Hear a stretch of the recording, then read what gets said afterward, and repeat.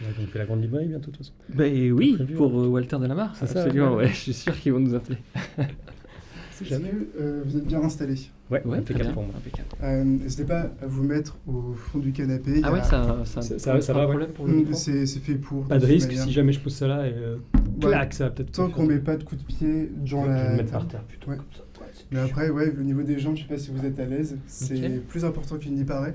Ah Parce ouais. que j'ai déjà eu des invités qui avaient les jambes qui bougent et tout ça. sûr. Ah oui, et Et ça quand porte. ça cogne sur la table, Ah oui. ça fait des passages très très durs pour Ok. le montage ensuite. Du coup, même si en cours de route vous ne vous sentez pas à l'aise, n'hésitez pas, on fait une petite pause, on bouge la table, le canapé ou ce que vous voulez. Ok, en D'accord. termes de montage, il n'y a pas de problème pour couper Non. le morceau ou pas. Aucun problème là-dessus, ça se fait vraiment tout seul, c'est le plus simple. Chouette. Bonjour et bienvenue à tous les auditeurs et toutes les auditrices du podcast de Sci Fantasy. Aujourd'hui, j'ai le plaisir d'interviewer Thierry Fraisse, qui travaille de jour dans la bande dessinée et le comics, et qui la nuit est directeur de la maison d'édition Calidor, qu'il a fondée. Une maison d'édition qui met en avant des récits fondateurs de la fantasy qui ne seront pas forcément reconnus comme tels et que tu publies avec un travail qui, à mes yeux, est franchement exceptionnel en termes de fabrication comme en termes de travail éditorial en lui-même, via le travail sur les préfaces et les postfaces, et aussi, on va en parler, via les 3 Malamoulga qui sortent demain, via le travail de traduction. Et justement, on a avec nous aussi le traducteur des 3 Malamoulga, Maxime Ledin, dont je pense plus d'un auditeur et plus d'une auditrice connaît le travail, puisque Maxime, tu as traduit Bloodsong, c'est bien ça, d'Anthony Ryan. C'est ça. Tu as traduit Lovecraft dans les nouvelles éditions de Brajlon, et pareil pour Mary Shelley, pour H.G. Wells et Lewis Carroll. Ouais.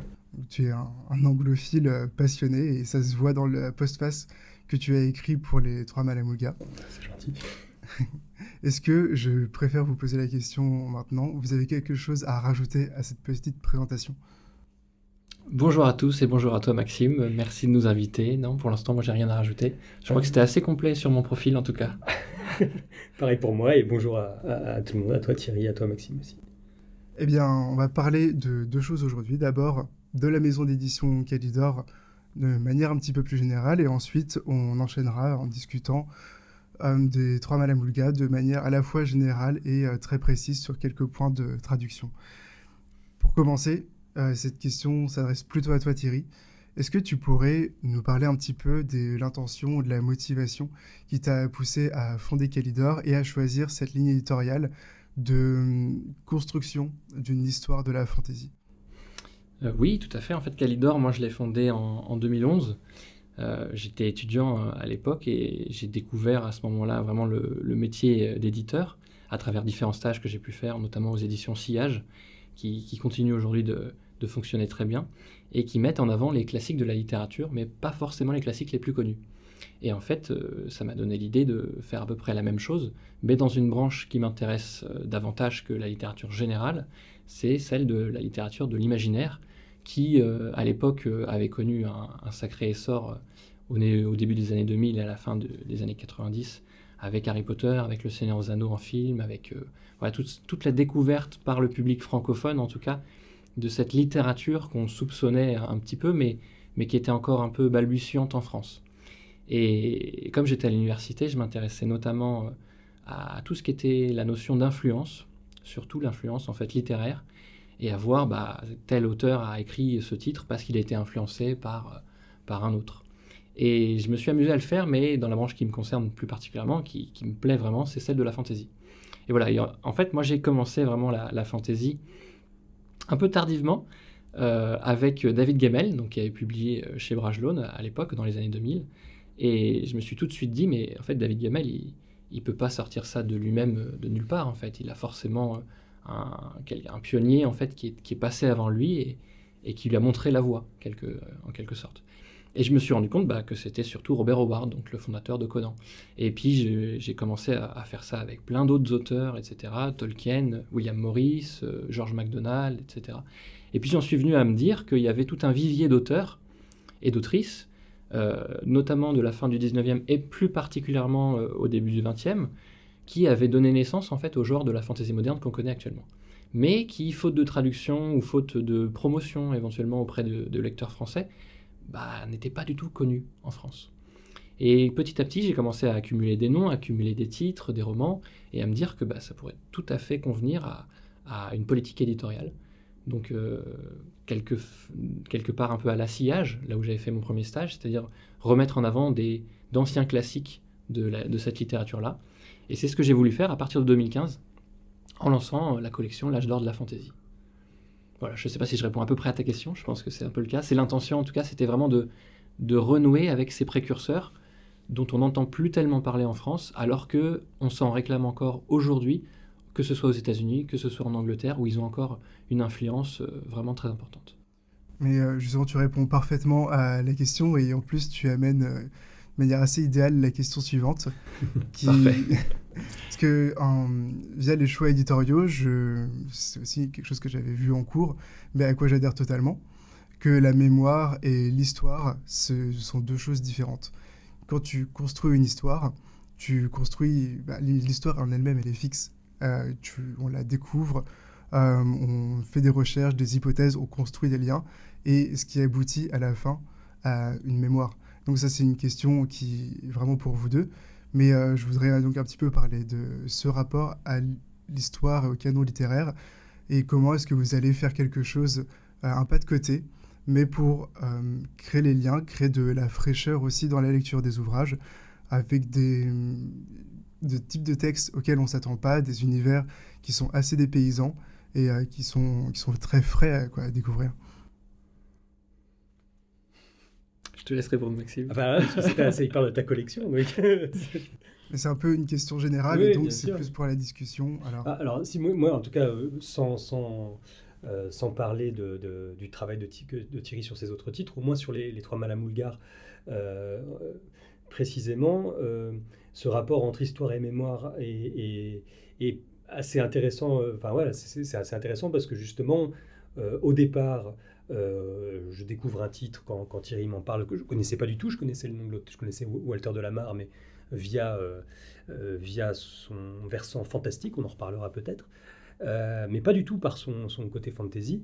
Et ce rapport à la mémoire, justement, en découvrant les trois Malamulgars, et puis ensuite en travaillant un petit peu sur les conditions d'apparition de ce texte et les conditions de l'édition de l'époque, notamment sur ce titre d'ouvrage, a montré à quel point il était vraiment une sorte de clé de voûte ou de transition entre plusieurs courants, notamment la fantasy, ce qu'on appelle la fantasy animalière anglaise. Voilà, donc vraiment entre la littérature victorienne enfantine et ce qui va devenir la littérature pour enfants du début du XXe siècle, mais aussi la fantaisie animalière et la fantaisie tout court. Et effectivement, ça c'est que rétrospectivement, en créant une sorte de mémoire, en se penchant un petit peu sur l'histoire de la fantaisie, ça crée une sorte de filiation. Et je trouve que grâce au travail de Thierry avec d'autres titres de Kalidor, ça permet aussi de voir que ce qu'on a maintenant, parce que là on a un boom de la fantasy et voilà qui est à la fois extraordinaire, mais des fois tellement gigantesque qu'on peut aussi avoir l'impression que c'est une sorte de perpétuel, pas une stagnation, mais que la fantasy en tout cas maintenant a trouvé sa forme ultime. Mais en se repenchant un petit peu sur le passé, on découvre qu'il y a des œuvres qui avaient déjà quasiment tout imaginé, ou alors on voit à quel point justement ce genre se crée, se façonne, se diversifie, crée des branches et aboutit à ce qu'on a maintenant, quoi. Et moi, je rebondis un peu sur ce que disait Maxime tout à l'heure, et toi-même, Maxime, du coup, sur la mémoire, la différence entre la mémoire et l'histoire. Et je pense que justement, le travail de l'édition, c'est justement ça. C'est-à-dire que l'histoire, elle se fait qu'on soit là ou pas. Mais par contre, le rôle d'être la mémoire en fait de ce travail-là, c'est à des petits éditeurs comme Kalidor, justement, d'aller chercher ces textes précurseurs, très anciens pour le coup, qui ont plus d'un siècle pour certains, et en fait de dire, on vient de là. Et si on a abouti aujourd'hui à ce qu'on crée avec les mondes de J.K. Rowling, les mondes plus contemporains de Neil Gaiman, etc., et en fait, ça vient du fait qu'on a fait, que des écrivains à l'époque, anglais, français et américains notamment, ont fait ce pas de côté vis-à-vis de cette littérature générale pour créer une branche sans forcément avoir conscience en fait de créer une branche. Et quelque part, c'est important de dire que pour aller de l'avant, il faut aussi regarder en arrière. Donc pour moi, le travail de mémoire, c'est le travail éditorial, et c'est ce que j'entreprends aujourd'hui. Et en fait, je pense qu'un bon éditeur, c'est quelqu'un qui s'intéresse aussi bien à l'actualité que à ce qui s'est fait dans le passé. Et ça se voit d'ailleurs dans plein de maisons d'édition, c'est-à-dire qu'on favorise toujours la nouveauté, mais il y a un travail de fond qui est très important à faire dans une maison d'édition pour défendre un genre, c'est ce que je fais moi, pour défendre des auteurs, c'est ce que font d'autres éditeurs. Et c'est vrai que la mémoire est fonctionnelle par rapport au présent. Et les Trois Madame Boulgare, c'est particulièrement frappant, comme il y a une intention, des tactiques, même une parodie, une poétique qui sont très particuliers et qui dévoilent une intention des origines de la fantaisie et qui donne une autre manière de lire, une autre clé de lecture par rapport à ce qu'est la fantaisie aujourd'hui. On en parlera plus longuement tout à l'heure, mais si vous voulez dire un mot, vous pouvez déjà aussi à ce propos. Je pense qu'il faut juste rappeler que Les Trois Malamulgars, c'est un texte donc de l'écrivain anglais Walter de la Mare qui a été publié en 1910. Donc 1910, c'est quand même une période très ancienne par rapport à même l'essor de la fantaisie moderne, qui n'est constituée véritablement en tant que genre que dans les années 60 avec l'explosion véritable de l'ouragan Tolkien, en fait, qui a été enfin diffusé massivement aux États-Unis et qui a permis de recenser certains titres qui appartenaient à ce genre même avant l'arrivée de Tolkien. Et en fait, ce titre-là, il a donc plus de 50 ans d'avance sur cette explosion de la fantasy. Donc il y a forcément un aspect très précurseur dans ce titre-là, un aspect très novateur évidemment. Et en fait, ce qui est intéressant, c'est de voir les attaches qu'il peut avoir avec ses contemporains, mais aussi ce qu'il a pu prendre à des œuvres passées, comme le livre de la jungle, dont je pense qu'on parlera évidemment tout à l'heure, pour l'aspect animalier, et ce qu'il va pouvoir aussi induire avec sa lecture. C'est-à-dire qu'il y a des contemporains, je pense notamment à Tolkien évidemment, qui ont dû lire Walter de la Mare dans leur jeunesse, puisque en 1910, Tolkien a une vingtaine d'années. Et donc l'influence que peut avoir eu Walter de la Mare sur ces écrivains-là a été très forte, et on ne soupçonne pas tellement aujourd'hui son importance. Et justement, c'est pour ça aussi que je fais ce travail-là, pour montrer quels sont ces écrivains de l'ombre, en fait, qui n'étaient pas forcément de l'ombre à leur époque, mais qui le sont devenus aujourd'hui, et pour un peu les remettre sur le devant de la scène. Est-ce que via le travail éditorial, donc de préface et de postface essentiellement, tu cherches à légitimer ces œuvres oubliées ou à simplement les mettre en avant pour des amateurs et peut-être à garder une part d'oubli peut-être autour de ces œuvres, de peur de leur faire perdre cette fraîcheur et donc de ce plaisir de lecture? En fait, clairement, c'est une volonté double. Donc il y a évidemment l'aspect promotionnel qui entre en jeu, c'est une maison d'édition, le but c'est aussi de faire connaître des écrivains, de faire connaître au plus grand nombre en fait un titre.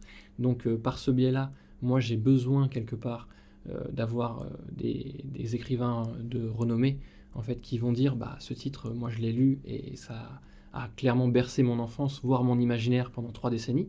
C'est ce que dit Robert Silverberg dans son introduction aux Trois Malamulgars de Walter de la Mare. Et d'autre part, ça légitime d'autant plus l'importance de ce titre par rapport à non seulement un imaginaire collectif, mais surtout à un genre qui est celui de la fantaisie. Donc quand je publie Les Trois Malamulgars et que je m'aperçois que c'est l'une des plus grandes influences de Robert Silverberg, c'est d'ailleurs ce qui m'a amené à ce titre-là. C'est-à-dire que j'ai vu que Robert Silverberg avait écrit un article en 2016 à propos de ce titre, et c'est tout de suite ça qui m'a fait dire, si Robert Silverberg s'est intéressé à ça, s'il dit que ça a bercé son imaginaire, il faut que moi aussi je m'y intéresse, parce que quelque part, sans ça, il n'y aurait pas Robert Silverberg. Ou en tout cas, Robert Silverberg ne serait pas celui qu'il est devenu aujourd'hui. Et on n'aurait pas eu accès à cette nouvelle littérature. Donc pour moi, l'effet double de promotion, évidemment, je ne peux pas le nier, c'est très important, mais c'est surtout, en effet, comme tu le disais, de légitimer l'importance de ce titre au sein même du genre de la fantasy, et plus particulièrement, et plus généralement, de la littérature. Et surtout, par rapport à la préface de Silverberg, qui est extraordinaire à plusieurs titres, déjà, parce que ça nous apprend beaucoup de choses sur Silverberg, moi qui est un écrivain que j'adore, mais voilà, qui est moins fantasy en France plus que science-fiction, même s'il a travaillé beaucoup dans la fantasy, et puis dans dans des univers un peu hybrides, mais c'est surtout qu'il a fait une vraie découverte littéraire que lui seul a faite, qu'il décrit dans la préface. Est-ce qu'on spoil ça? On peut spoiler? Oui, tu on peux peut spoiler ça complètement. Ouais. C'est qu'en fait, que Walter de la Mare, donc il avait découvert les Trois Malamulgars enfants, mais que Walter de la Mare s'était inspiré des aventures élisabéthaines d'un marin du XVIIe siècle, si je ne me trompe pas, Andrew Battel, qui raconté ses aventures en Ouganda, et en décrivant d'une manière presque une sorte de proto-anthropologie, noter les noms des tribus, noter les noms des nourritures, des arbres, des plantes, et des légendes, et qui avait ramené ça en Angleterre, qui était une sorte de un livret vaguement connu dans le milieu des amateurs d'explorateurs anciens, mais qui a servi de matrice au fait aux Trois Malamulgars. Et personne ne s'en est rendu compte. J'ai pas mal potassé la critique un petit peu de Walter de la Mare et des Trois Malamulgars. C'est Silverberg qui a fait cette découverte-là, quand il a relu ce texte de cet explorateur-là, pour écrire son livre Seigneur des Ténèbres. Et donc effectivement, il présente très bien le livre, mais en plus il en a fait une vraie découverte littéraire, comme on aime. Enfin, moi personnellement, comme je trouve ça magnifique de faire, quoi. Donc évidemment, je ne pouvais pas me passer de cette postface. Enfin, oublier un peu cet aspect découverte de Silverberg, c'était pas envisageable non plus. Donc pour moi, ça va de pair finalement avec le roman de Walter de la Mare. Et un autre avantage que j'avais vu dans cette préface, c'est que ça donne une clé, une intention de lecture qui permet au lecteur d'entrer beaucoup plus facilement dedans et de passer outre une des difficultés majeures quand même quand on découvre même des auteurs qui ne sont pas si anciens du 19e siècle, par exemple, des petites différences linguistiques ou culturelles qui font que ça ne nous parle pas, quoi. Ça ne nous touche pas autant qu'un roman plus contemporain.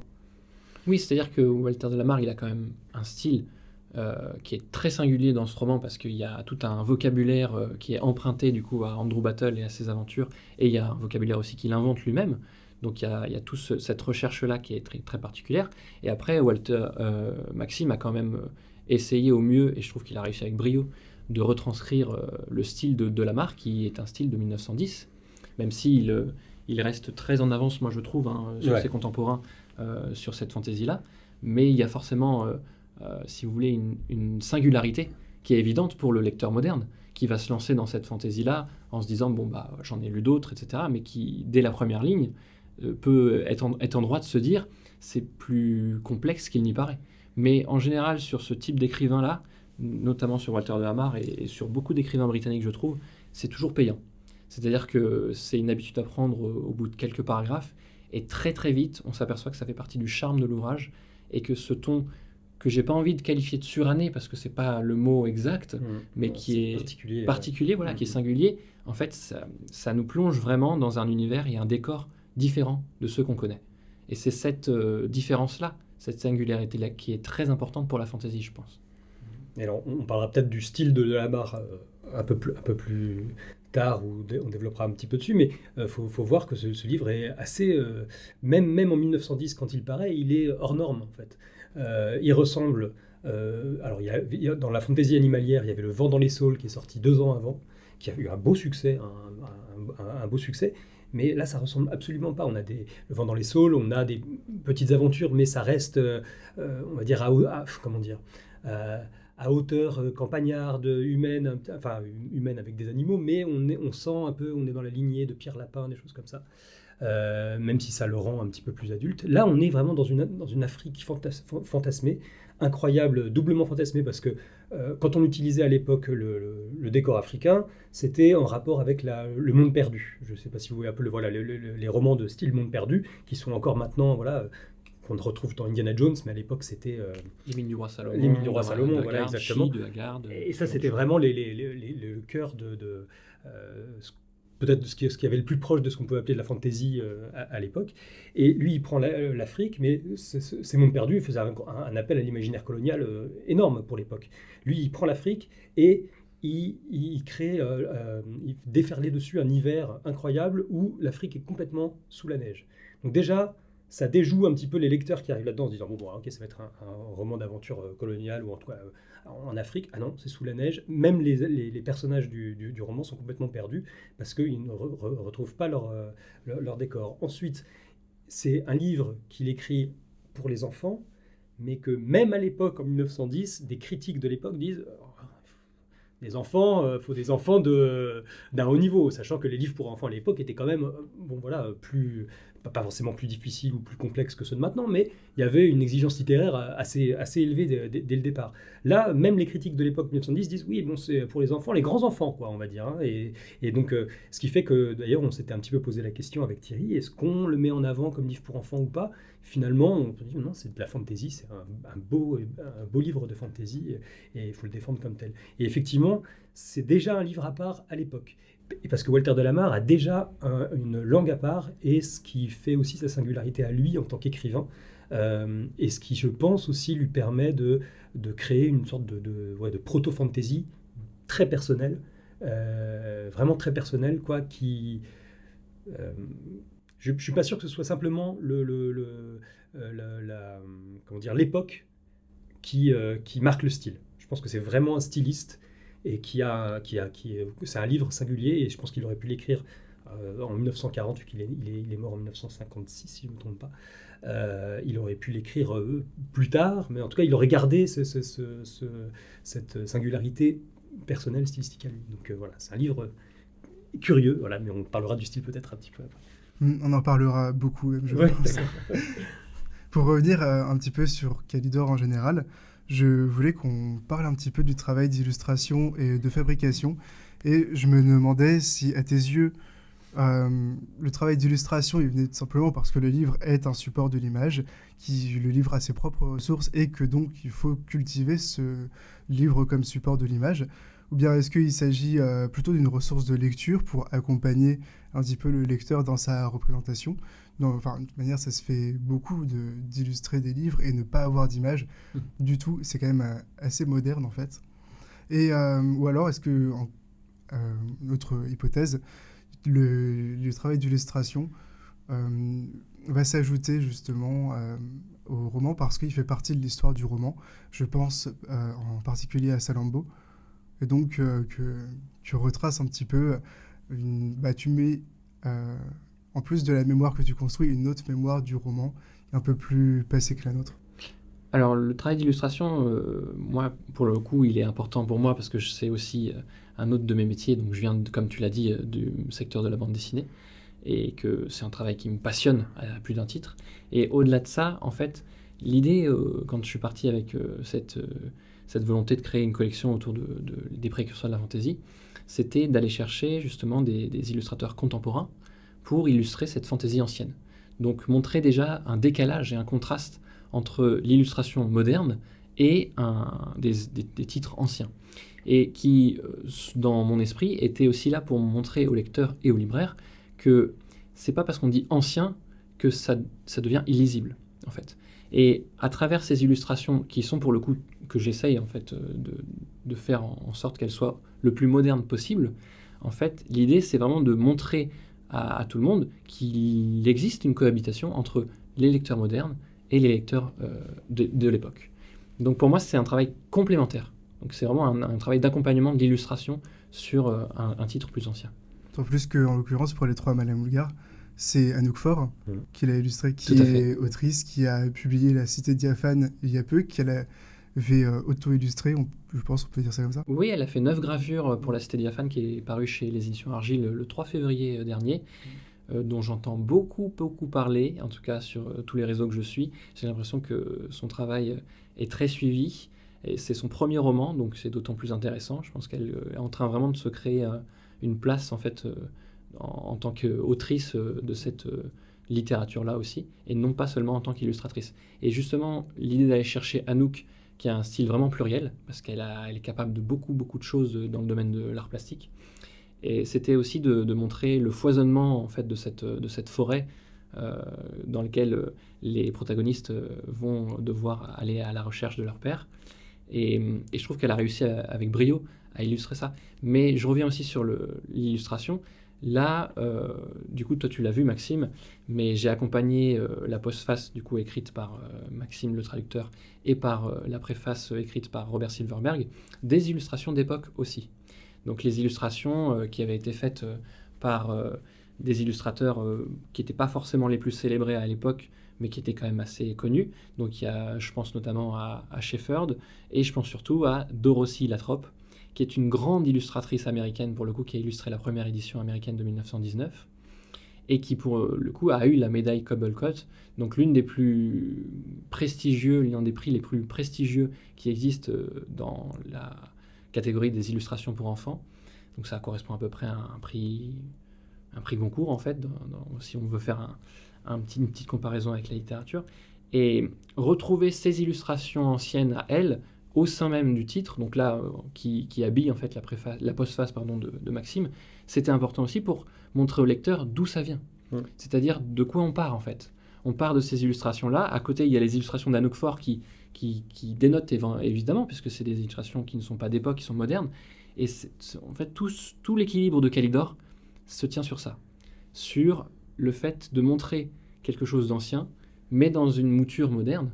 Donc c'est là où je reviens sur ta question de la fabrication, où pour moi, il est essentiel de montrer à un lecteur moderne que ça peut convenir encore aujourd'hui, et que ce n'est pas poussiéreux, justement. Et c'est ça aussi l'idée de Kalidor, c'est d'aller chercher ces précurseurs qui sont lisibles. Parce que des précurseurs qui sont illisibles, j'en ai trouvé. Mais ça n'a aucun intérêt. C'est-à-dire qu'ils font partie de l'histoire de la fantasy, mais en fait, ils n'ont plus lieu d'être mis en avant aujourd'hui. On peut les citer éventuellement dans les notes de bas de page, mais ce n'est pas un travail que je vais faire d'accompagnement de ces auteurs-là, si on peut parler d'accompagnement, évidemment, parce qu'en fait, je considère que le lecteur moderne n'y trouvera pas son compte. Et moi, mon principal lecteur, c'est le lecteur d'aujourd'hui. Et c'est vrai que le travail d'Anouk est quand même... Enfin, on voit qu'il y a toute une histoire, même de l'imagerie de fantasy, dans sa manière de créer. Et donc, nous qui sommes héritiers de toute une tradition, aussi bien littéraire que en ce qui concerne l'image, etc., on peut projeter notre imaginaire contemporain dans cette proto-fantasy, comme tu l'appelais. Et c'est vrai qu'il n'y a aucun problème, quoi, en fait, ça marche. Ben, je pense que en fait, on s'immerge d'autant plus facilement avec ces images.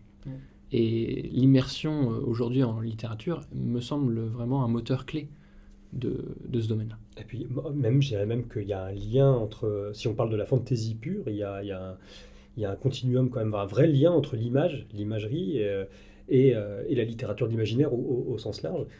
Aux États-Unis, quasiment tous les pulps où sont nés le travail notamment de Howard, donc tout le versant américain de la fantasy a été illustré à quasiment chaque page, même si c'était des colonnes de texte assez serrées, mais il y avait quasiment toujours une illustration.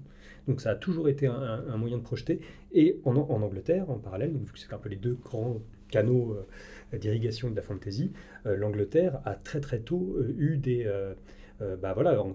si on parle de la fantasy animalière, a quasiment toujours été liée à des dessins, donc que ce soit Le Vent dans les Saules, même les premières éditions du Livre de la Jungle ont des magnifiques illustrations, j'ai oublié le ou les illustrateurs, mais en tout cas c'est vraiment, il y a un lien très très fort, et je trouve que la plupart des éditions utilisent la couverture comme moyen aussi, comme porte d'entrée, parce qu'on a tous, je pense tous les lecteurs d'imaginaire sont baladés en librairie, ou même enfants ont des souvenirs de couvertures qui les ont attrapés, absorbés et happés, et emmenés dans un univers. Et je trouve que Thierry, avec Kalidor, reprend cette tradition-là dans ses éditions, parce que là en plus c'est une édition anniversaire, donc c'est particulièrement beau, je les trouve magnifiques. Mais donc il y a la couverture qui est splendide, la fabrication, mais aussi à l'intérieur, je trouve que c'est un vrai rappel de ce qu'est aussi, de ce lien très fort entre l'image et la fantasy. Donc, voilà. Et puis, moi, j'avais répondu pas mal à cette question de pourquoi l'illustrer, en fait, pourquoi l'illustration. Et je pense que la réponse aussi, c'est quel titre illustrer, sinon un classique. C'est-à-dire quel titre à vouloir vraiment intégrer un artiste contemporain dessus, sinon un titre qui a réussi à résister aux assauts du temps, en fait, et qui 100 ans plus tard, voire plus pour Walter Delamare, donc on est à 113 ans, continue encore aujourd'hui de faire parler de lui et d'être édité. Évidemment, si j'étais un éditeur de nouveautés au sens propre du terme et que je publiais le premier titre de je ne sais quel auteur, la question serait beaucoup plus difficile, puisque en fait, comment justifier l'apport d'illustration sur un auteur nouveau, même commercialement en fait, c'est très très compliqué. Alors que là, on est sur un titre qui est un titre de fond et non pas un titre de nouveauté. Et un titre de fond, pour moi, il faut les bichonner énormément et montrer que s'ils font partie du fond, s'ils ont une histoire qui est de plus de 100 ans, c'est qu'il y a une raison. Et pour montrer cette raison, ben, je suis prêt en fait à mettre à aller chercher des illustrateurs et des illustratrices pour faire ce travail-là. Ok, merci pour cette réponse très complète. Je voulais t'interroger un petit peu sur le choix des livres que tu publies. Tu en as parlé en partie, donc via tes découvertes, aussi bien du côté de la critique que dans tes lectures, avec cette contrainte que le titre doit être lisible pour un lecteur contemporain. Quand je me suis baladé un petit peu dans le catalogue de Calidor, j'ai vu des œuvres donc, anglo-saxonnes, américaines, françaises, russes aussi, mais en majorité occidentale, donc dans une certaine tradition de l'imaginaire. Je me trompe peut-être, mais il ne me semble pas justement que tu aies publié de livres qui ne soient pas dans cette tradition occidentale. Est-ce que ça fait partie de tes projets ou est-ce que c'est un choix de ta part ? Alors, c'est pas forcément un choix de ma part, c'est-à-dire que la fantasy est quand même un genre avant tout occidental, je pense. On avait d'ailleurs pensé au départ que la fantasy était un genre purement anglo-saxon. Et il se trouve que moi, mes recherches m'ont amené à trouver des précurseurs francophones. Je pense notamment à André Lichtenberger, qui a écrit Les Centaures en 1904, qui est un chef-d'œuvre, vraiment un chef-d'œuvre de la fantasy française, et que je porte vraiment autant que possible, parce que c'est un titre vraiment qui m'a nourri, moi en tant que lecteur aussi, quand je l'ai découvert. J'ai publié en effet l'année dernière Le Dragon de Lune, qui est en tout cas reconnu comme étant le premier texte de fantasy russe. Je ne sais pas si on peut faire de la Russie un pays proprement occidental non plus, mais je pense qu'il y a évidemment des affinités plus simples. L'idée, c'était évidemment, et c'est ce que j'ai fait quand j'ai publié Les Centaures, ou encore quand j'ai publié Les Dieux Verts de Nathalie Henneberg, de montrer aussi que le genre n'est pas propre du coup au genre anglo-saxon. Donc c'était d'ouvrir un peu les horizons de l'imaginaire. Avec Le Dragon de Lune, j'ai essayé de le faire d'autant plus puisqu'on a été du côté de la Russie.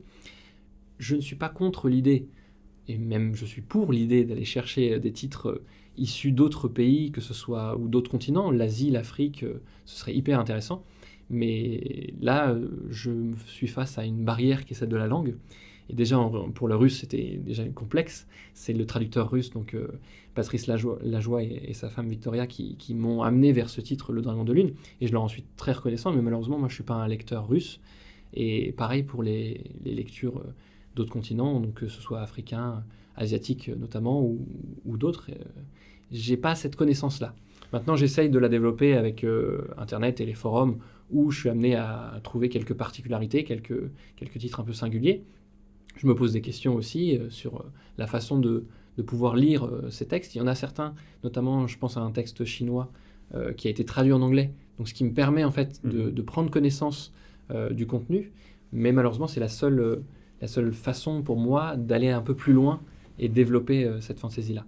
Mais je ne dis pas qu'à l'avenir il n'y en aura pas. J'espère même en fait montrer que dès sa naissance, quelque part, la fantaisie avait déjà la pluralité qu'on lui connaît aujourd'hui. Et que ce n'est pas un genre propre uniquement à une langue, considéré comme l'anglais évidemment. Oui, mais c'est vrai que ce que j'ai croisé comme idée surtout, c'est que le fondateur de la fantaisie réellement, c'est William Morris dont tu parlais tout à l'heure. C'est le premier à être passé du romantisme avec son lien au Moyen-Âge au récit réellement d'aventure, de la quête, et ce modèle-là. Je pense qu'il est temps de passer un peu plus une discussion sur les trois Malais bulgares précisément. Le livre, comme tu disais tout à l'heure, a été publié en 1910 par Walter de la Mare, qui n'est pas très reconnu en France, mais qui l'est éminemment en Angleterre, via principalement sa poésie, mais aussi ses romans, aussi ses critiques, aussi ses essais, quand bien même lui-même, comme tu le précises, n'était pas très fan de la critique. Et c'est d'ailleurs un point que j'ai trouvé assez intéressant, qu'il soit assez distant comme ça avec la théorie. Et qui est quand même reconnu comme un classique par de nombreux écrivains qu'on considère aujourd'hui comme des canons absolus, et Lovecraft notamment, qui cite Walter de la Mare comme un maître de l'étrange.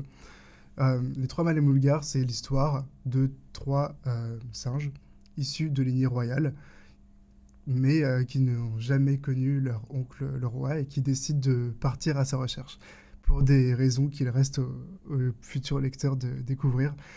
Déjà, j'aimerais te demander pourquoi tu as choisi Maxime comme traducteur pour ce titre. Alors, c'est très simple. En fait, j'avais le choix avec pas mal de traducteurs avec lesquels j'ai travaillé ou avec lesquels j'aurais eu envie de travailler. Il se trouve que moi, j'ai connu Maxime avec mon travail de jour en bande dessinée, où on a eu des conversations autour de thèmes de la fantasy, et même notamment, c'est ça qui nous a rapprochés, Maxime, je ne sais pas si tu te souviens, la poésie à l'époque, donc tout ce qui était versification, Oui. qui était très intéressante, et c'est là, sur des séries comme Le Dernier des Dieux ou Department of Truth qu'on fait ensemble, que j'ai vu véritablement les capacités énormes, non seulement de ton de Maxime en termes de traduction, mais surtout de style. Et pour un titre aussi particulier que celui de Walter de la Mare, où clairement il invente son propre langage et il mêle à son langage un langage inventé et retrouvé en tout cas par Andrew Battle, l'explorateur, il fallait un traducteur qui soit suffisamment aguerri pour réussir à manier cette langue. Et je sais d'ailleurs que Maxime, au début, on a un peu souffert, parce que c'est quand même pas un titre évident. Et avant de trouver le ton juste, il a mis quelques chapitres, mais très vite, il a bien rebondi. Et du coup, je suis très très content d'être allé chercher un traducteur aguerri, parce que l'idée de faire ça avec un traducteur novice, ce que j'ai pu faire par le passé, aurait été beaucoup plus compliqué. Et je pense qu'on n'aurait pas eu du tout le même résultat, et le titre en aurait pâti. Est-ce que tu connaissais déjà les Trois Mâles et Moulgars avant que tu aies de contact? Alors, pas du tout. Et alors, je dois dire que d'un point de vue professionnel, je savais pas du tout dans quoi je m'embarquais. Et dans les premiers chapitres, j'ai pas mal pesté, parce que j'ai découvert quelque chose d'extrêmement dur. Enfin, extrêmement dur sur pas mal de sujets. Alors, je connaissais Walter de la Mare. Je connaissais Walter de la Mare parce que je suis un grand amateur de Lovecraft, que j'ai traduit, du coup, pas entièrement, quelques 5 nouvelles pour Brajlon. Mais en m'intéressant beaucoup à Lovecraft, je m'intéressais un petit peu à ses influences, et il avait écrit un livre, un essai, Épouvante et surnaturel en littérature, dans lequel il cite très élogieusement Walter de la Mare. Donc j'avais noté ça, et puis j'étais allé regarder un petit peu ce qu'il faisait, mais du côté du fantastique. Donc c'est un auteur que je connaissais. Et quand Thierry m'a proposé m'a dit, écoute, j'ai découvert un roman de Walter de la Mare. Déjà, ah oui, Walter de la Mare, c'est quoi ça veut dire, tu te mets au fantastique? Mais pas du tout, c'est une sorte de livre pour enfants, mais c'est de la fantasy pour grands enfants, on va dire. Et je m'attendais absolument pas à ça. Et c'est vrai que dès le départ, on tombe dans une langue, dans un ton, dans un univers qui est tellement fascinant que j'ai tout de suite dit oui, parce que je me dis, bon, ça, il faut que j'essaye. Mais j'ai immédiatement, me suis très, très vite rendu compte à quel point ça allait être compliqué, parce que Walter de la Mare, comme on a dit, a un style très particulier. Il utilise en plus donc, une sorte de langue, enfin il se crée une langue à partir de sources dont on a parlé, celle de l'explorateur Andrew Battle, donc en réutilisant des mots par-ci, mais il réutilise les mots du lexique un peu établi par Battle, mais il recrée une langue par derrière. Et puis aussi, il parsème parce que c'était un poète aussi, à la part, tu l'as dit, et il parsème son aventure de chants et de poèmes. Et voilà, ça fait quand même 3-4 défis. Donc sa langue à lui, la langue inventée du roman, plus des poèmes qu'il faut rendre et qu'il faut plus arriver à conserver cette espèce de ton assez léger, puisque Walter de la Mare était ce qu'on appelle un fantastiqueur à côté. Un peu plus tard, il a écrit des nouvelles de fantastique qui sont très sombres, très, très particulières, que j'aime beaucoup. Mais là, il a un ton vraiment autre, quoi. C'est vraiment un ton à la fois un peu prime sautier de l'aventure, et en même temps très... c'est vraiment un poète, quoi. On peut pas... ça se sent, quoi. La lune, la neige, les reflets, il y a une sorte d'évanescence qui traverse tout ça un peu constamment. Il fallait arriver à rester sur cette ligne de crête où on était à la fois dans l'aventure. Je pense que ça se lit, on arrive à se lire. Pas mal d'humour, parce que les trois personnages sont assez... je les adore, quoi. Enfin, voilà... notre coup des pouces sont vraiment des chouettes personnages, quoi. Et il a créé une alchimie très, très maligne, quoi. Donc, si on verra peut-être sur la couverture, mais voilà, on a 3 archétypes, quoi. On a le maigrelet, enfin l'échalas, le balèze, courtois et trapu, et puis le Nod, le héros, qui est un petit, qui est tout frais, les petits, quoi. Et il y a vraiment quelque chose de très fort et de très entraînant dans sa langue et dans son aventure. Et donc, ça a été un sacré défi. Mais je suis ravi d'avoir pu le relever, et on verra après si ça fonctionne. Mais pour le moment, voilà. Si Thierry est content, et je sais que Anouk avait l'air assez contente, parce qu'elle a lu le livre aussi, ça c'est quelque chose aussi on parlera peut-être des illustrations d'Anouk, mais qui sont sublimes pour ce que j'ai pu en voir, et qui en plus, c'est une illustratrice qui lit le livre avant d'illustrer, ce qui n'est peut-être pas le cas tout le temps. Je confirme, c'est pas le cas tout le temps. Et en fait, Anouk a cette particularité d'avant presque d'accepter un contrat, de savoir dans quoi elle se lance. Et en fait, Anouk, de par son envie aussi d'être autrice elle-même, elle a toujours ce rapport très, très important à avoir avec le texte. Et à chaque fois que j'ai travaillé avec elle, il fallait qu'elle s'approprie le texte lui-même, et elle ne se lance pas forcément dans un texte qu'elle apprécie pas. Et là, tout de suite, elle a été conquise par la traduction de Maxime, parce que je lui avais envoyé donc ta V1 pour qu'elle puisse se familiariser directement, c'était au fur et à mesure, et elle a fait un travail superbe, donc très, très bien joué de sa part aussi. Tu cites Lynn Carter dans ta postface, qui est un homme de lettres du milieu du XXe siècle, en gros, et qui fait un lien entre le style de Walter de la Mare et celui de Tolkien, qui est un style poétique dans les 2 sens du terme, c'est-à-dire dans le sens où on dirait presque d'un coucher de soleil qu'il est poétique parfois. Mais oui, c'est poétique dans ce sens contemplatif, et ça amène aussi à une mystique dans le livre, mais c'est aussi poétique parce qu'il y a énormément de jeux, il y a énormément simplement de rythme, d'harmonie, de son. Il y a un travail sur la langue qui est incroyable et qui est mêlé d'archaïsmes qui font parfois presque des non-sens, de la même manière que fait un non-sens le langage inventé par Walter de la Mare au cours du livre. Tout ça pour venir à une question, est-ce qu'il t'a fallu inventer un équivalent français au style de Walter de la Mare pour le traduire, ou est-ce que tu avais des références de d'autres auteurs français qui ont pu t'aider à construire un style adapté pour cette traduction? Alors c'est super intéressant comme question, parce que c'est vrai que j'ai un travail. Alors souvent quand je travaille sur des auteurs anciens, j'aime bien lire des romans français de la même période pour me baigner dans une langue. Alors par exemple, quand j'avais traduit Frankenstein, qui est une littérature très philosophique, vraiment une littérature c'est tout début 19e, mais c'est presque une littérature 18e. J'ai lu quelques auteurs du 18e. C'est une espèce d'écriture très, comment dire, logique. Il y a vraiment une forme de logique là-dedans. Et j'ai fait un peu de même avec Lovecraft ou avec d'autres choses. Pour Walter de la Mare, j'ai trouvé personne qui était l'équivalent. Effectivement, Tolkien a quelque chose. Il y a vraiment quelque chose. Et on en parle d'ailleurs un peu dans la postface, c'est que avec 27 ans de différence, le Hobbit sort en 1937. Bon, il y a quand même, sans spoiler, mais il y a quand même pas mal de choses, il y a quand même pas mal d'éléments qui font que, même si au cas où Tolkien ne l'ait pas lu, en tout cas, il y a vraiment beaucoup d'éléments qui se ressemblent. Mais dans la langue, c'est vrai qu'il y a un rapport, presque au-delà de la poésie, il y a une forme de lyrisme en fait. C'est un vrai rapport au lyrisme, c'est-à-dire que c'est vu comme, l'aventure de ces 3 Malamulgars est vue comme une forme de ballade, quoi, mais ballade au sens, dans les 2 sens du terme, quoi, et j'ai pas trouvé d'équivalent français, c'est sûr et certain. Créer une langue, bon, ce serait peut-être un petit peu c'est du col de dire que j'ai créé une langue pour ça, pas du tout, hein, c'est juste que j'ai essayé de rester au plus près de ce que j'estimais être les intentions de Walter de la Mare quand il écrivait. À plusieurs reprises, alors, voilà, ce qui peut, dès que je ressens, donc la langue anglaise et les auteurs anglais ont souvent recours à l'allitération.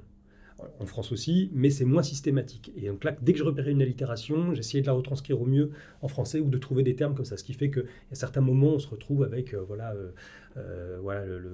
il croche la roche, etc. Enfin, je ne pourrais pas en sortir comme ça de tête, ça fait un petit bout de temps.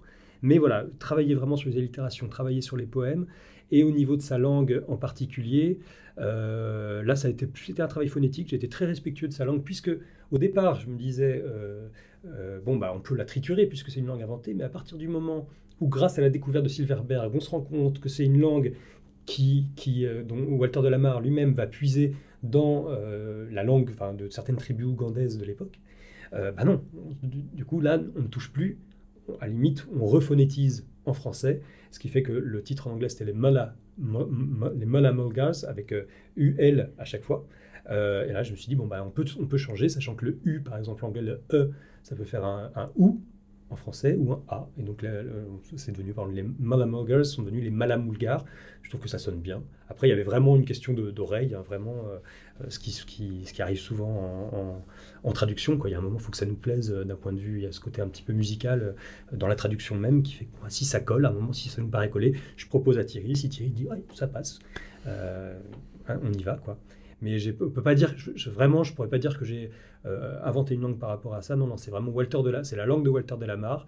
Mais même si je me suis colté à pas mal d'auteurs de l'époque, notamment aussi Lewis Carroll, qui était comme ça, qui était un sacré défi de traduction, mine de rien, je pense que Walter de la Mare était au moins dans le top 3 des textes les plus difficiles parce qu'il a une façon d'écrire très particulière, très complexe, et en même temps très évocatrice. Et, c'est complexe à traduire, mais pas à lire. C'est un peu difficile à expliquer. Je ne sais pas si c'est pareil pour toi, Thierry. Oui, je suis d'accord avec toi, mais après, je pense que ton humilité t'honore, clairement, Maxime. Moi, je ne pense pas, en effet, que tu aies créé une langue, mais clairement, il y a une appropriation, pour moi, de la part du traducteur, et c'est ce que tu as fait au mieux, de la langue anglaise pour la retranscrire de la meilleure façon possible en français. Et pour moi, là où tu as été très très bon et où tu as réussi avec brio avec ce texte-là, c'est parce que tu te l'es vraiment approprié, au point que quand je lisais les premiers paragraphes, les premiers chapitres où tu me disais « j'ai du mal encore à trouver le ton », et très très vite tu as fini par le trouver, tu es revenu sur ces premiers chapitres et tu as été un peu, quelque part, décollé ta façon de faire de l'anglais pour t'approprier vraiment le texte directement et raisonner comme si Walter de la Mare avait écrit en français. Et pour moi, c'est ça la vraie traduction littéraire, et non pas la traduction littérale. C'est ce qui différencie ça, et je pense que là, Maxime a vraiment fait un travail remarquable. C'est gentil. Écoute, c'est vrai que vraiment le but pour moi de la traduction, une bonne traduction, c'est on reproduit pas effectivement seulement, comme je disais, c'est pas une traduction littérale seulement les mots, mais c'est vraiment essayer de reproduire l'impact sur le lecteur, que le lecteur français ait le même impact, le même rapport au texte, le même impact sémantique, on pourrait dire, que le lecteur anglais peut l'avoir avec le texte en VO, quoi. Donc si ça marche, c'est tant mieux, je suis ravi. Par rapport justement à cette musicalité, cette appropriation, là où c'est le plus net, c'est dans la traduction des poèmes, qui est d'une qualité quand même de versification assez impressionnante et qui est assez rare, même parmi les versificateurs aujourd'hui qui n'ont pas la contrainte de la traduction. Et tu assumes totalement que tu fais, c'est une expression un petit peu misogyne mais consacrée dans la traduction, tu fais des belles infidèles, quoi. Ah oui, clairement. Ouais. Ah ouais, pour les poèmes, je pense qu'on peut pas s'en passer. Enfin, si, à partir du moment, on peut très bien. Après, moi, je respecte tout à fait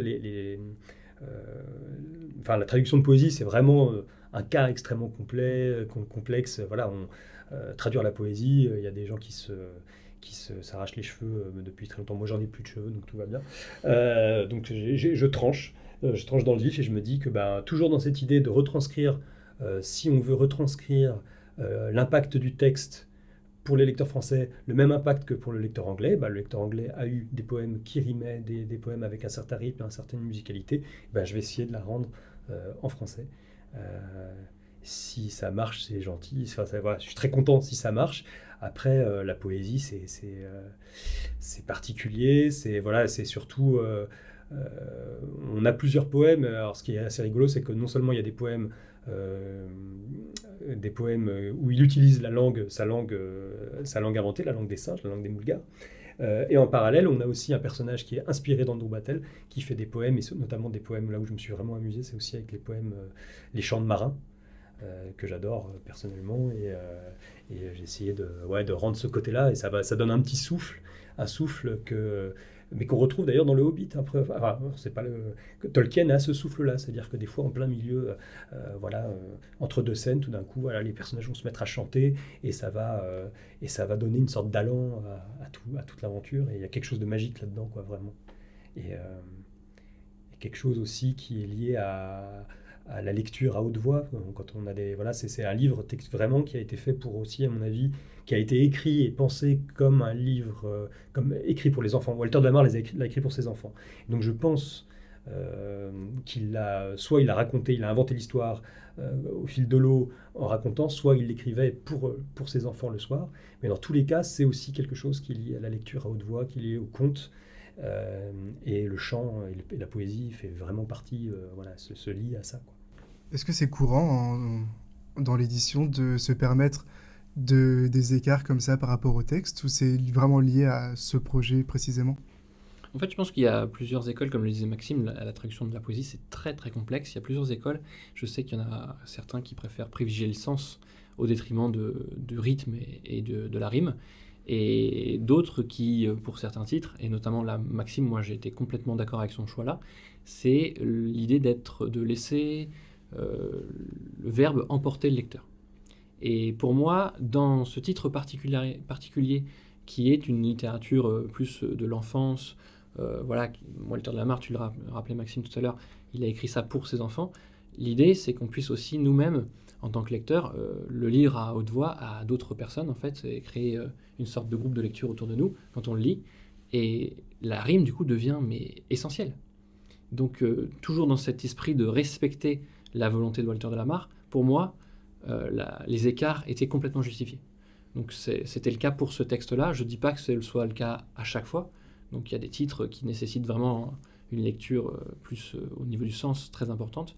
Là, vraiment, ça me paraissait complètement justifié. Et les écarts, on parle d'écarts, mais ils respectent quand même l'idée que l'auteur veut renvoyer. Il n'y a pas eu un grand écart non plus entre ce qu'il a écrit et ce que Maxime a retransmis. C'est ça, oui, c'est que l'idée soit la même, mais c'est-à-dire que voilà, l'ordre, des fois une idée, l'idée qui est sur un vers est déplacée à celle d'après, un petit peu modifiée. Mais bon, voilà, ça, là, c'est un champ de la traduction et de la traductologie gigantesque, quoi, la poésie, parce qu'il y a plusieurs écoles qui s'affrontent, ou qui s'affrontent voilà, gentiment, à fleur et moucheté, mais moi, voilà, c'est vrai que je suis quand même partisan, toujours. Après, voilà, si ce serait un texte universitaire, non, il n'y aurait pas besoin, ou alors on peut le faire de plein de manières différentes, il y a un appareil critique, des choses comme ça. Mais quand on est sur ce type d'ouvrage-là, je pense qu'on peut se le permettre. On peut se le permettre, ouais, vraiment. Et puis comme tu disais tout à l'heure, c'est quand même adressé à un plaisir de lecture et pas seulement à une découverte savante, quoi. C'est ça. C'est fait pour, C'est vraiment pas, comme le disait Maxime, un ouvrage universitaire. Donc on est sur des lecteurs différentes, c'est une lecture différente. C'est une lecture qu'on prend en librairie aussi pour se faire plaisir, pour découvrir un univers, et pas pour être vraiment précis dans ce qu'on lit. C'est pas la précision qui doit primer ici. Une question un peu plus ouverte sur le livre et peut-être sur les débuts de la fantaisie en général. Tout à l'heure, tu parlais du Dragon de Lune de Vladimir Bogoraz. Donc, j'avais vu que c'était aussi un des pionniers de l'anthropologie. Là, tu parlais, excuse-moi, le nom m'échappe, de l'explorateur. Ouais, Andrew Battel. Ouais. Andrew Battel, qui, pareil, ramène aussi un début de discours anthropologique. Et ce que j'ai perçu de manière presque anachronique dès les premières pages, c'est une parodie hilarante du discours de l'anthropologie, en fait, de la part de Walter de la Mare. Et ce qui fait cette parodie, et ce qui fait peut-être l'originalité incroyable de ce livre à ce moment-là, c'est qu'il crée une anthropologie sans référent, d'une certaine manière, sans peuple étudié. Et là, il y a tout un univers qui se développe. C'est comme ça que je l'ai perçu. À la fois en ce qui concerne l'humour, en ce qui concerne l'invention de systèmes aussi magiques, abstraits, et donc symboliques, abstraits, qui lui soient propres et qui soient vraiment un apport quasiment stylistique et littéraire, mais dans un domaine qui n'est pas propre au langage, et qui se voit par contre dans le langage, dans à la fois le langage inventé, qui pareil n'a pas de référent, même s'il y a des inspirations, et au-delà de ça, via le jeu de style, le jeu des allitérations, etc., qui viennent toujours jeter un trouble dans un référentiel, ou même une illusion de réalité qui devrait être amenée par le roman. Enfin, en tout cas, moi, c'est comme ça que j'ai perçu le livre, et c'est ce que j'ai trouvé extrêmement stimulant dans la lecture par rapport à tout ce que ça signifie sur ce qu'est la fantaisie et une manière de l'aborder. Est-ce que, déjà, qu'est-ce que vous pensez de ça de manière générale, mais aussi, Qu'est-ce que vous pensez de cette idée de créer une fausse anthropologie pour illustrer des hypothèses philosophiques, mystiques, psychologiques? Et est-ce que vous pensez que ça peut avoir une postérité, ou est-ce que ça a eu une postérité? Mais moi, je pense que ça a une postérité dans le sens où, pour moi, l'anthropologie et la fantaisie sont très proches. Puisque finalement, l'anthropologie, c'est décrire des mœurs d'un peuple qu'on ne connaît pas forcément ou auquel on n'est pas habitué. Et la fantaisie, c'est à peu près la même chose, mais d'un peuple inexistant. C'est-à-dire que finalement, c'est ce qu'a voulu faire Tolkien aussi en écrivant ces séries de la Terre du Milieu. Je crois qu'Ursula Le Guin était anthropologue à la base, je crois, ou fait des études d'anthropologie, ou ses parents étaient anthropologues. Et je crois qu'il y a une histoire comme ça. Mais en tout cas, Peut-être. elle a vraiment été très imprégnée aussi de l'anthropologie pour créer Terre-Mère, etc. Mais en tout cas, non, pas de souci. Mais le Seigneur des Anneaux, Tolkien, le Silmarillion, tout ça, c'était un monde créé par Tolkien pour décrire les peuples qu'il avait inventés lui-même. Donc on est toujours dans la description d'un peuple ou de personnages qu'on ne connaît pas. Et c'est exactement la même destination de l'anthropologie. C'est-à-dire que c'est de la référencer un peuple qui n'existe pas ou qui existe à l'autre bout du monde. En tout cas, c'est ça pour Andrew Battle, et ramener ce savoir-là. Donc en fait, l'anthropologie et la fantaisie, pour moi, ils sont très très proches. Et là où Walter Delamare est intelligent, c'est qu'il combine les deux. C'est-à-dire qu'il va se servir de l'anthropologie réalisée par Andrew Battle avec son petit livret, comme le disait Maxime tout à l'heure, qu'il a ramené du XVIIe siècle, il me semble. Et par-dessus cette anthropologie-là, il va créer un monde qui, a priori, nous paraît connu, qui est celui de l'Afrique, mais il mêlait tout un peuple qui n'est pas si connu que ça, qui sont les petits singes, et va amener de la magie dans ce monde-là, va amener de la neige pour qu'on soit vraiment dans un décor très différent de ce qu'on peut avoir à l'esprit quand on parle de l'Afrique. Donc pour moi, les deux sont très proches en fait. Ah, c'est vrai que c'est super intéressant. J'avais jamais fait trop ce rapprochement entre la fantaisie et l'anthropologie, mais oui, c'est ça. Et c'est presque la fantaisie, c'est même l'anthropologie en mieux, puisqu'on va inventer un peuple, créer ses coutumes, mais en plus créer une aventure à l'intérieur. Donc on a vraiment une sorte de capacité de projection du lecteur totalement dans un autre univers. Dans ce cas-là, et c'est vrai que je n'avais pas imaginé ce côté parodique, mais on peut aussi imaginer, ce qui est assez marrant dans les Trois Malamudgar, c'est que les trois héros, contrairement à d'autres ouvrages de fantaisie animalière, à part peut-être le livre de la jungle et encore, dans par exemple Le vent dans les saules, qui est assez connu, mais ensuite après Winnie l'ourson, les animaux sont quasiment anthropomorphes, c'est-à-dire qu'ils portent des vêtements, ils ont des barques, ils vivent dans des maisons, c'est vraiment la fantaisie animalière comme on l'imagine. Voilà. Là, il n'y a que nos trois héros qui font ça. Alors, il y a peut-être d'autres personnages qui rencontrent en chemin, mais tous les autres animaux de la jungle, les autres singes, les sangliers, les choses qu'ils peuvent croiser sont des animaux réels, et nos trois héros sont les seuls qui se baladent avec des vêtements, qui s'amusent à faire du feu, et donc il y a déjà un décalage entre eux, c'est-à-dire qu'ils sont déjà un petit peu à part. C'est genre, mais qu'est-ce que... il y a un peu comme s'il y avait un roman de fantaisie animalière qui était arrivé dans un roman animalier pur, quoi, si tu veux. Donc je pense que oui, effectivement, Walter Delamare s'amuse avec ça, et si on repart avec cette idée aussi de raconter les choses avec des enfants, je pense qu'une des premières choses qui a dû le marquer, c'est imaginer un singe habillé. Ça, on sait peut-être trop jeune, mais voilà, il y a eu des pubs de lessive à un moment il y a quelque chose dans le singe qui est habillé, un singe en salopette, c'est marrant. Je sais pas, il y a quelque chose qui est comme ça. Et donc, même en 1910, le gars s'était dit que voilà. Et donc, il a créé ces trois personnages-là, mais c'est les seuls de la jungle à être comme ça. Tous les autres les regardent, mais qu'est-ce que vous foutez? Enfin, genre, et voilà. Et puis ils ont pas de queue, c'est très compliqué pour eux. Et donc, il y a effectivement ils sont à part, les héros sont déjà des personnages à part dans un monde qui est presque une Afrique presque ordinaire, mais nos héros sont à part et apportent avec eux aussi une forme de magie, et ce qui apporte aussi la part de fantaisie du roman. Enfin, la part de fantaisie est sur plusieurs choses, mais sur la quête, qui ça est peut-être pas un élément qui était très fréquent dans la fantaisie d'époque, même si j'ai jamais lu William Morris, je sais pas si... il y a cette notion de quête, au Moyen-Âge, déjà développée par William Morris. Mais voilà, il y a la quête, mais il y a aussi une forte prégnance de la magie, et une magie assez particulière. Donc voilà. Mais ouais, c'est très intéressant, en tout cas, ce rapport avec l'anthropologie, et c'est marrant, si toi, ça t'a fait cet effet-là, c'est chouette. Bah, c'est aussi que Walter Delamare, en tant que narrateur, prend cette posture d'ignorant en disant que ceux qui connaissent vont se moquer de lui. Et c'est ça qui m'a fait un peu tilter. Walter Delamarre, d'ailleurs, qui se présente lui-même dans sa propre notice de départ comme le traducteur Oui. d'une histoire. C'est comme s'il y a quand même plusieurs couches, si tu veux, plusieurs couches un peu de texte, et il s'amuse vraiment, quoi, clairement.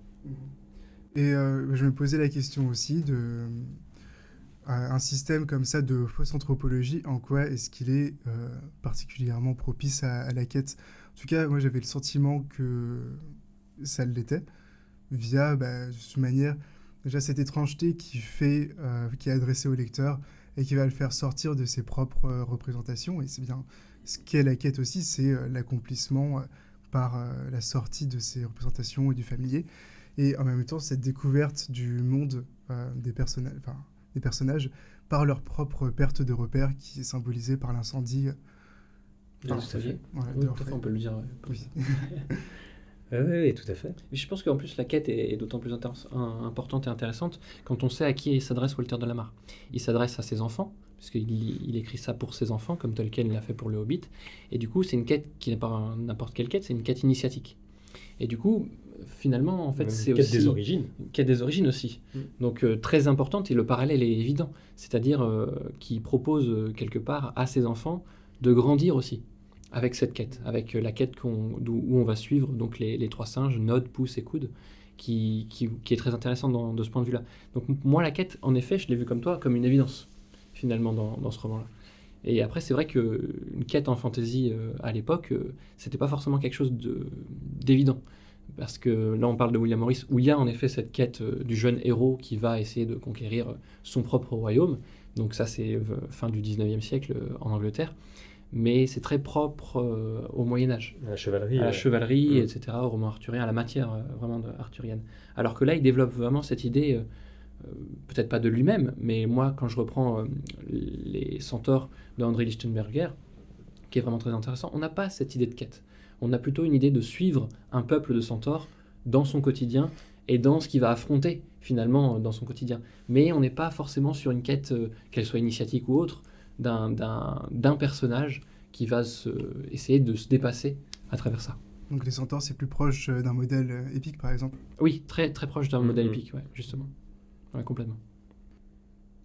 Malgré la dimension mystique du livre, qu'on voit notamment dans cet avatar positif d'une humaine qu'est la pierre veilleuse, le numen étant la terreur et le mystère ressenti face à la divinité, il y a un côté humoristique, renforcé par l'absence de référentiel, dont on parlait tout à l'heure dans le discours, et qui est souligné par le style, donc allitération, archaïsme, qui sont autant de prises d'autonomie en fait du discours sur l'efficacité descriptive.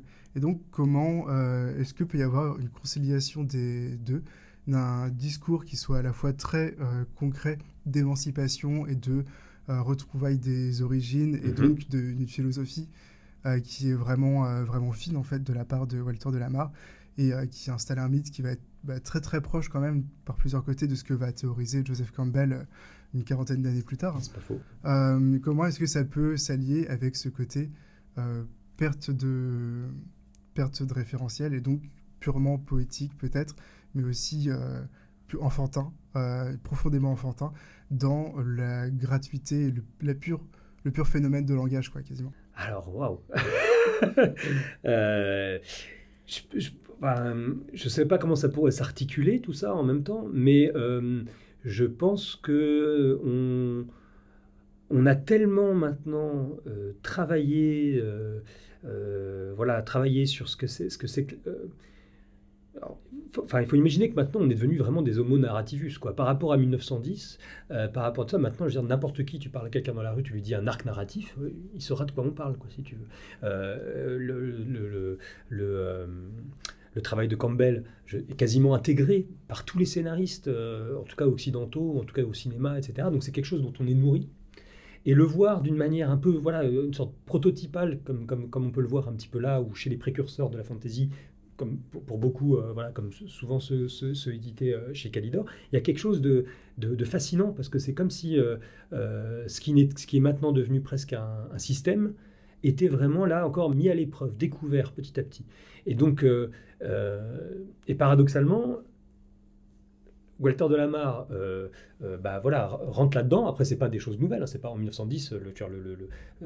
Campbell a analysé des choses qui remontaient jusqu'à Sumer. Je crois il utilise Gilgamesh, je crois, dans le héros aux mille visages, un petit peu pour décrire le cercle initiatique. Mais donc, c'est pas une question de nouveauté, surtout qu'en plus, voilà, en racontant à ses enfants, ouais, c'est intéressant ce que tu dis, Thierry. Effectivement, on invite une histoire une histoire pour les enfants, invite les enfants à grandir, une histoire de la quête, voilà, se confronter à l'adversité, sortir de son chez-soi, en même temps pour voilà, découvrir le monde, malgré ses dangers, grandir, s'apprendre. En plus, là, c'est entre trois frères, donc il y a quelque chose de particulier qui se joue là-dedans.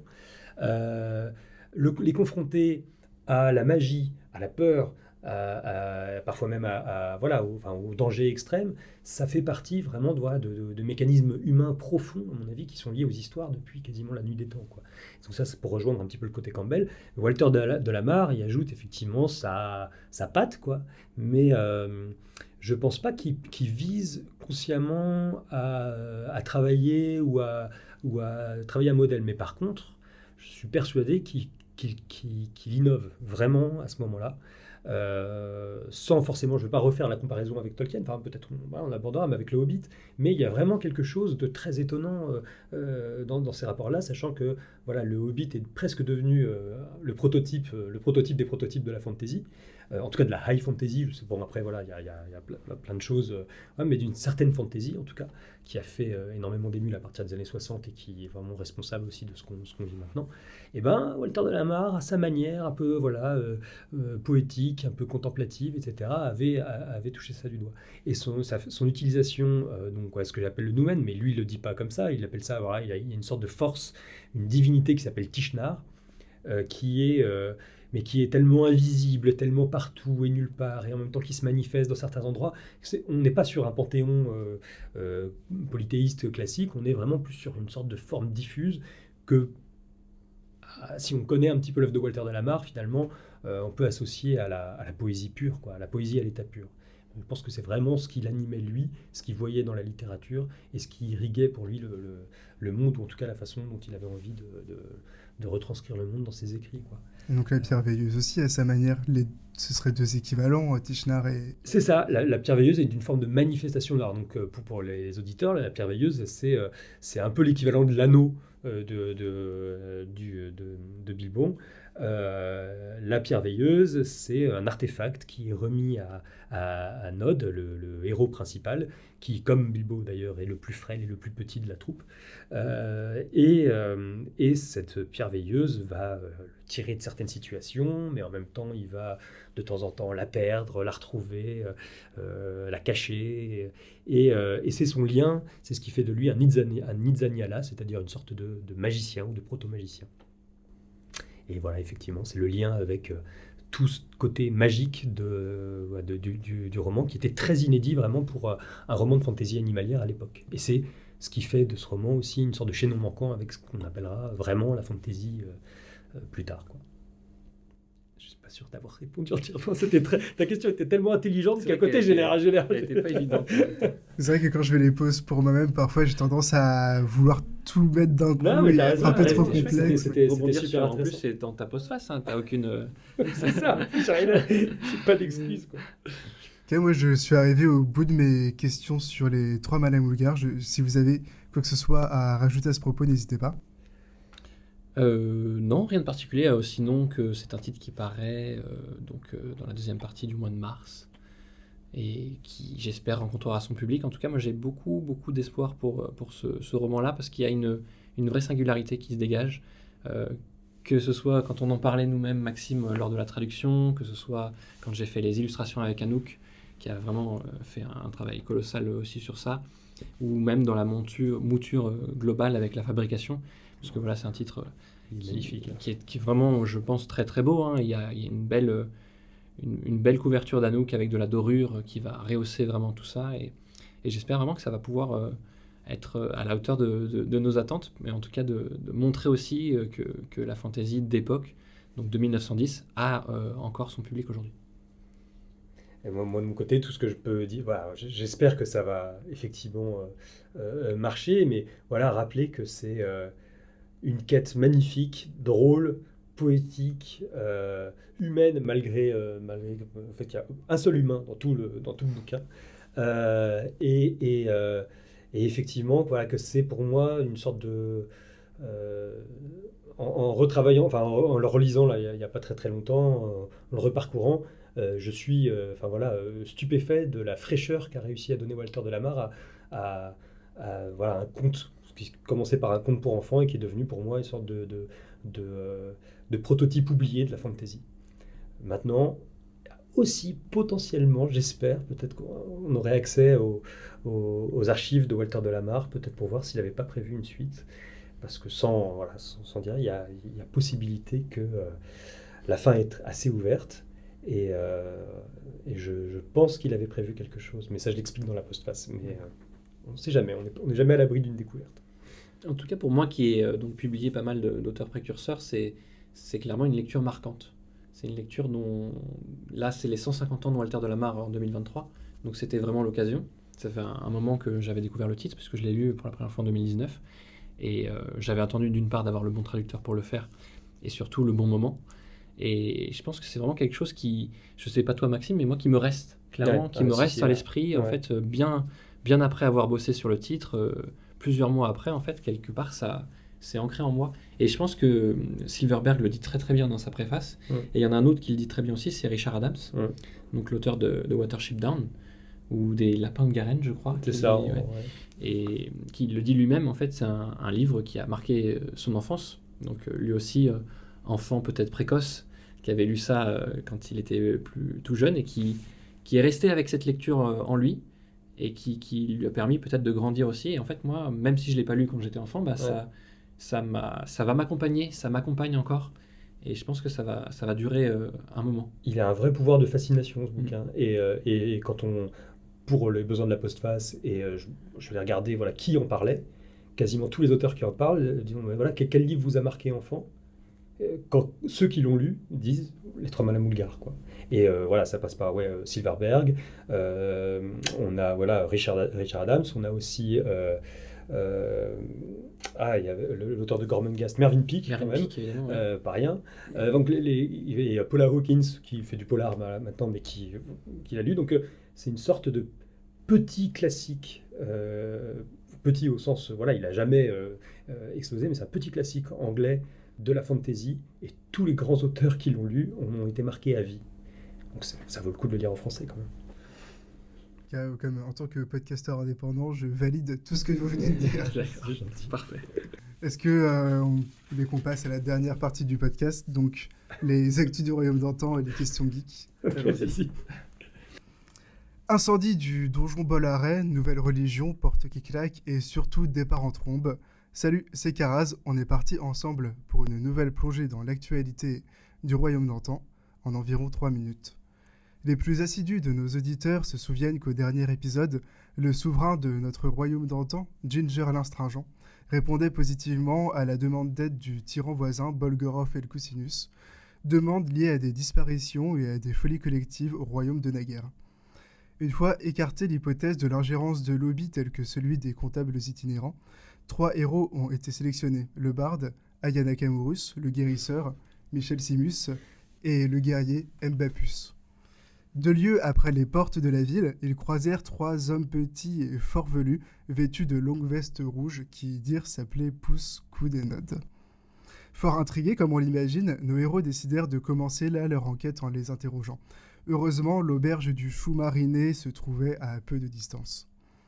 Nos héros partagèrent avec les voyageurs de la liqueur de chou pour leur délier la langue, in brassica veritas, comme disait le général Ebriditus Veganus.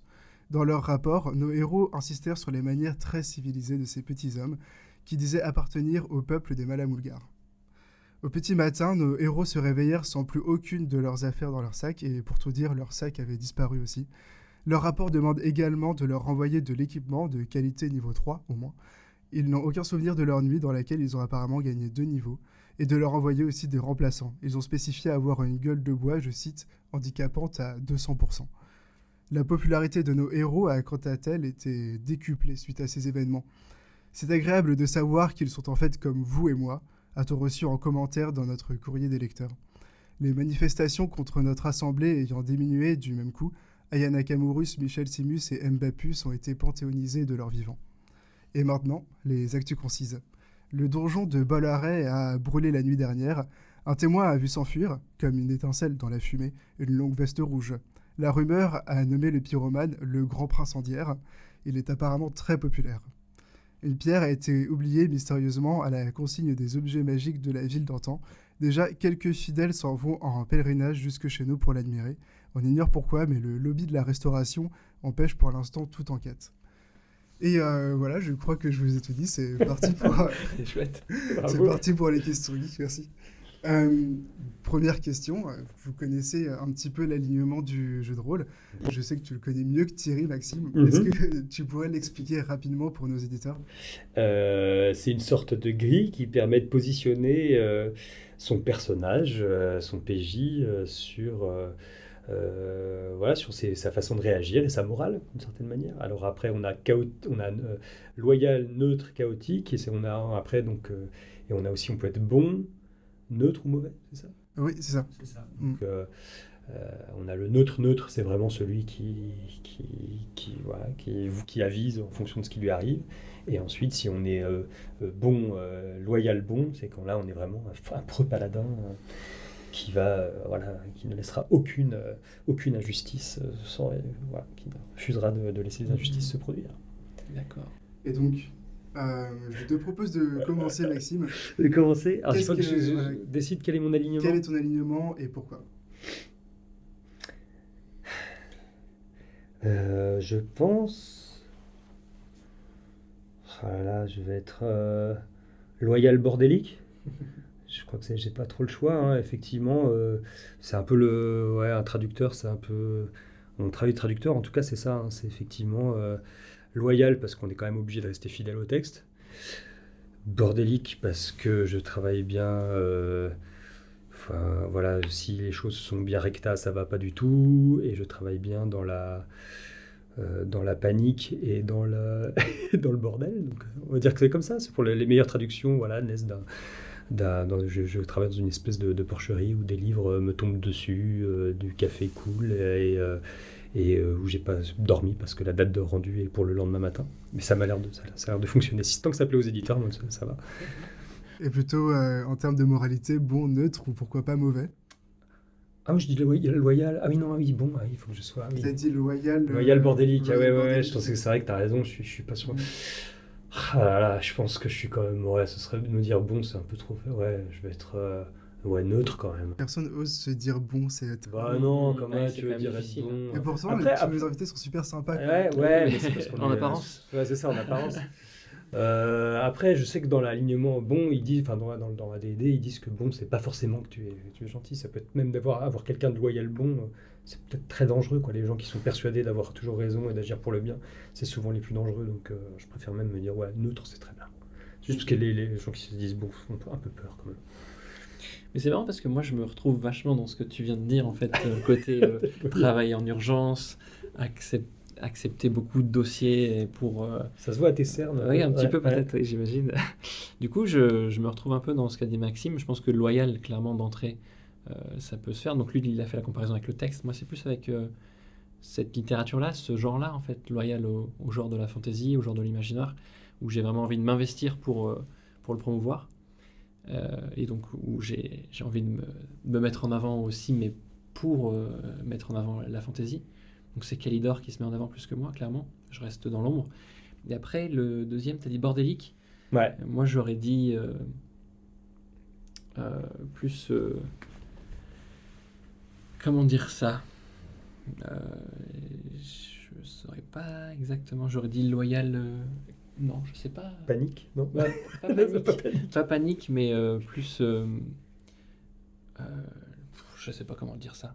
Avec un prisme un peu large, un horizon un peu large, où je peux à la fois faire de la bande dessinée, à la fois de la fantaisie, à la fois de la... polyvalent éventuellement, voilà. Mais je ne suis pas sûr que ce soit un alignement qui existe. Et après, pour la morale, je pense que clairement neutre, c'est très bien. C'est-à-dire que j'essaye toujours d'être bon, mais je pense qu'en fait, aspirer à être bon, c'est déjà beaucoup. Et je pense que je peux pas être bon partout, tout le temps, en fait. Donc neutre, je pense que c'est plus simple. T'as 2 loyales neutres, quoi. Ouais, Ça, toi. je pense que C'est pas mal. oui, mais pour le coup, on est assez semblables sur ce Ouais. côté-là. Ok, c'est marrant. Bah, de toute façon, c'est ce que j'aurais dit à propos de moi-même aussi, mais Ouais. pour des raisons différentes encore. Mais... Ça sonne bien, loyal neutre, ça fait bien. Tu vois, Ouais, c'est c'est ça, ça. ça fait bien. Parce que se dire chaotique, mauvais comme ça en podcast, c'est chaud, quoi. Enfin, je sais pas, t'en trouveras peut-être un jour, quoi, si tu veux, mais... Quelqu'un qui me dit chaotique mauvais et qui ferme la porte à clé. En C'est même ça, temps. globalement, ouais, c'est ça. Est-ce que, quelle est la créature magique ou fantastique à laquelle vous vous identifiez? Moi, je pense pas qu'il y ait forcément une identification, mais mes lectures m'amènent au centaure, je pense. Ah ouais. J'en ai parlé là avec André Lichtenberger, etc. Et je trouve qu'il y a... Alors j'ai envie de dire quelque chose de noble, mais du coup ce serait me qualifier de noble, et c'est vraiment pas du tout la bonne formule. T'es déjà loyal. Je suis déjà loyal, voilà, mais il y a quelque chose qui m'inspire en tout cas dans cette figure. Voilà, c'est plus quelque chose comme ça. Je suis inspiré par la figure du centaure dans son côté majestueux et dans son côté très ouvert en fait sur la nature, le monde en fait. Et ça c'est voilà, je me reconnais un peu dans cette idée sans vouloir faire de parallèle non plus entre moi et le centaure, hein, ça serait pas bienvenu.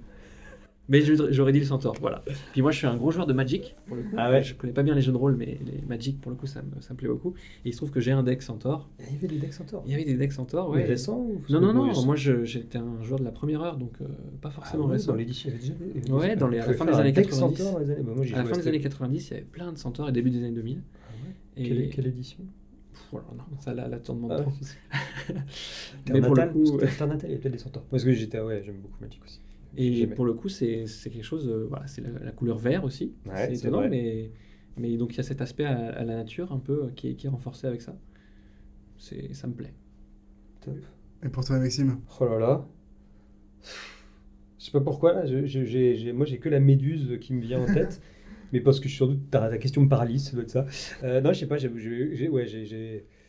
j'adore tous les bestiaires fantastiques en général, mais c'est vrai que ouais, je suis bien assez fasciné par la méduse en général. Ouais.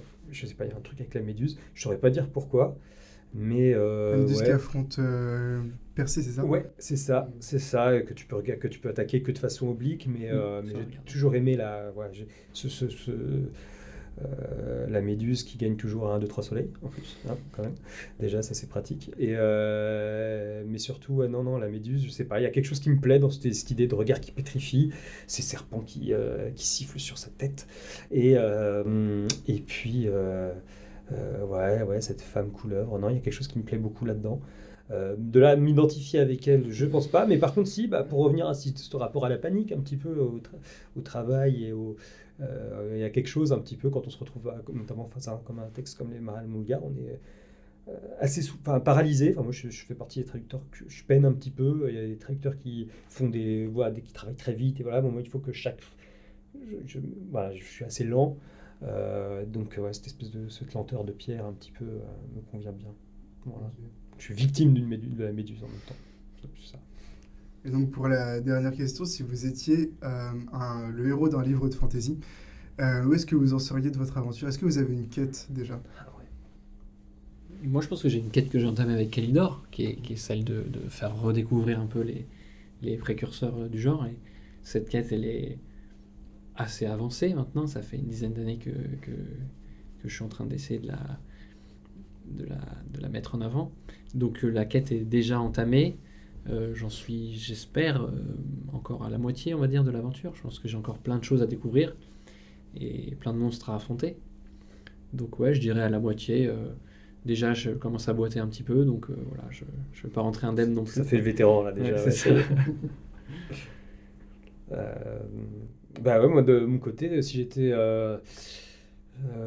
c'est quoi la question? C'est si j'étais un personnage de fantasy, enfin Le héros d'un livre de fantasy. Où est-ce que j'en serais dans ma quête? Je pense que je me serais arrêté, enfin voilà, j'aurais arrêté ma quête pour aller devenir bibliothécaire dans le coin, parce que franchement, au fond c'est ça que j'aime, c'est plus les livres et découvrir tout ouais, je serais avec un parchemin de l'URSSAF en train d'essayer de remplir et de comprendre comment remplir une déclaration URSSAF Limousin, je sais pas. Ce qui paraît, c'est le destin de 92% des héros. Ouais, c'est ça le film. C'est une vraie catastrophe. C'est ça. Bien, je vous remercie. Je pense qu'on est arrivé à la fin du podcast. Merci aussi à tous les auditeurs et à toutes les auditrices qui nous ont accompagnés jusqu'ici. C'est toujours un plaisir de le réaliser et de vous offrir ça. Et merci encore à vous d'être venus. Bah, merci à toi. Merci à toi, Maxime, de nous avoir reçus. C'est très sympa et c'était vraiment très chouette. Ouais, super. Et puis super question. Ouais. Voilà, génial.